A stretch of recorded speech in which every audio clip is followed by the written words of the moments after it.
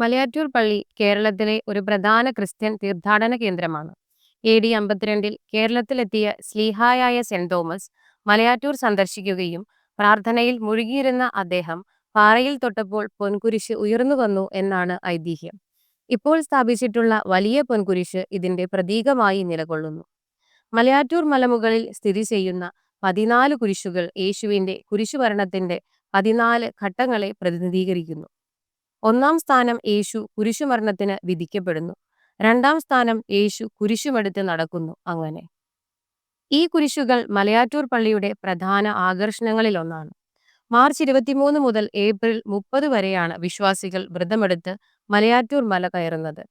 ഭക്തർ മല കയറുമ്പോൾ അവരുടെ പാപങ്ങൾ മോചിക്കപ്പെടും എന്ന് വിശ്വസിക്കപ്പെടുന്നു. മലയാറ്റൂർ മലമുകളിൽ എത്തുമ്പോൾ ഭക്തർ പ്രാർത്ഥന നടത്തുകയും കുരിശിന്റെ വഴി ചൊല്ലുകയും ചെയ്യുന്നു. പൊന്നിൻ കുരിശു മുത്തപ്പോ പൊന്മല കയറ്റം എന്ന പ്രാർത്ഥനയുമായി ഭക്തർ മല കയറുന്നു. മലയാറ്റൂർ മല കയറുന്നതിന് മുമ്പ് ഭക്തർ നക്ഷത്ര തടാകത്തിൽ സ്നാനം നടത്തുന്നു. ഈ തടാകത്തിലെ ജലം പവിത്രമായി കണക്കാക്കപ്പെടുന്നു.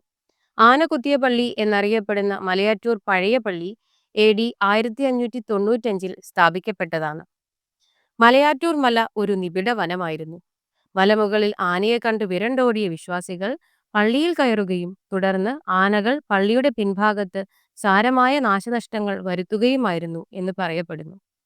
പിന്നീട് കേടുപാടുകൾ നീക്കിയെങ്കിലും ആനകൾ കുത്തിയ ഭാഗം ഇന്നും അതുപോലെ സൂക്ഷിച്ചിട്ടുണ്ട്. 2012 ജനുവരി 15 പഴയ പള്ളിയോട് ചേർന്ന് പുതിയ പള്ളി പണികഴിപ്പിച്ചു. ഈ പള്ളിയിലാണ് ആരാധനകൾ നടക്കുന്നത്. മലയാറ്റൂരും തോമസ് ലീയുടെ കാൽപ്പാടും പൊൻകുരിശും ഒരിക്കലും പറ്റാത്ത കിണറും എന്നും എൻ്റെ സ്കൂൾ ഓർമ്മയിൽ നിറഞ്ഞു നിൽക്കും. മലയാറ്റൂർ മലക്കയറ്റം എൻ്റെ ജീവിതത്തിൽ ആദ്യ അനുഭവമാണ്. ഇതെനിക്ക് സമ്മാനിച്ച ലൂസ് സ്കൂളും അവിടുത്തെ അധ്യാപകരാണ്. ഈ ദേവാലയ സന്ദർശനം ഞാൻ ഒരുപാട് ആസ്വദിച്ചു. മലയാറ്റൂർ പള്ളിയിൽ ഞങ്ങൾ ഇതിനു മുമ്പ് വന്നിട്ടുണ്ടെങ്കിലും ഇത്രത്തോളം മലയാറ്റൂരിനെ കുറിച്ചോ ഐതിഹ്യത്തെക്കുറിച്ചും എനിക്കറിയാൻ സാധിച്ചത് ലൂക്ക് മെമ്മോറിയൽ പബ്ലിക് സ്കൂളിലെ അധ്യാപകർക്കൊപ്പമുള്ള യാത്രയിലൂടെയാണ്. തോമസ് ലീഹയുടെ കാൽപാദങ്ങളും എപ്പോഴും ഒരാൾക്കായി ഉറവ് വറ്റാതെ കാത്തു നിൽക്കുന്ന കിണറും വർഷങ്ങളായി ദിവസവും മല കയറി ഈശ്വര സേവ ചെയ്യുന്ന ഫാദറും ക്രിസ്മസ് ന്യൂ ഇയർ വേളയിൽ നക്ഷത്രങ്ങളാൽ ചുറ്റപ്പെടുന്ന നക്ഷത്ര തടാകവും പുതുവർഷത്തെ വരവേൽക്കുന്ന പപ്പാനിയും മറ്റ് ക്രിസ്തീയ ദേവാലയങ്ങളിൽ നിന്ന് മലയാറ്റൂരിനെ വ്യത്യസ്തമാക്കുന്നു.